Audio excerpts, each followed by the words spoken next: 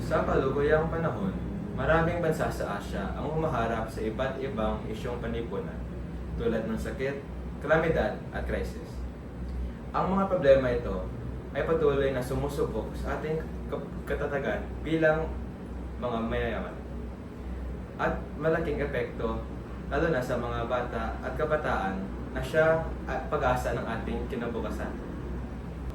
Isa sa pangunahing sanhi ng mga problema ito ay ang kakulangan sa tamang impormasyon at kahandaan. Kapag kulang sa kaalaman, nagkakaroon ng takot, pagkalita at maling desisyon ng mga tao. Dahil dito, mas lumalala ang epekto ng trahedya at mas nahirapan ang mga komunidad na magkakabangon mula sa krisis.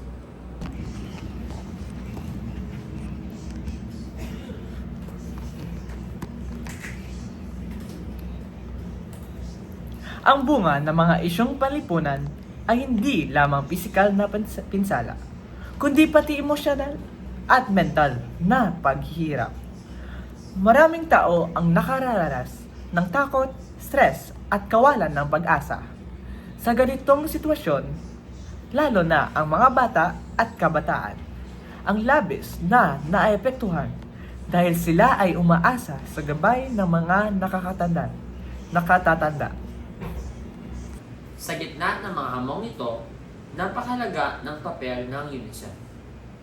Ang UNICEF ay aktibong tumutulong sa pamamagitan ng pamimigay ng tamang impormasyon, serbisyong pangkalusugan, edukasyon, at proteksyon para sa mga bata at komunidad.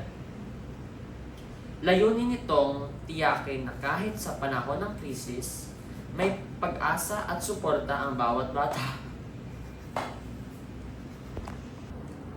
Ngunit, hindi lamang UNICEF ang may responsibilidad.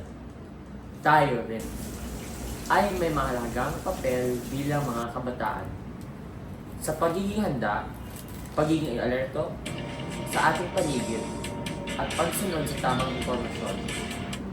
Nakakatulong tayo sa pagbawas ng takot at sa pagbuo ng mga mas ligtas at mas matatag na komunidad para sa lahat. Stop. Bilang mga Lasalliano, taglay natin ang malasakit disiplina At pananampalataya sa kabutihan sa pamamagitan ng pagtulungan. Magkakamit natin ang isang lipon ng handa, matagtag at may pag-asa.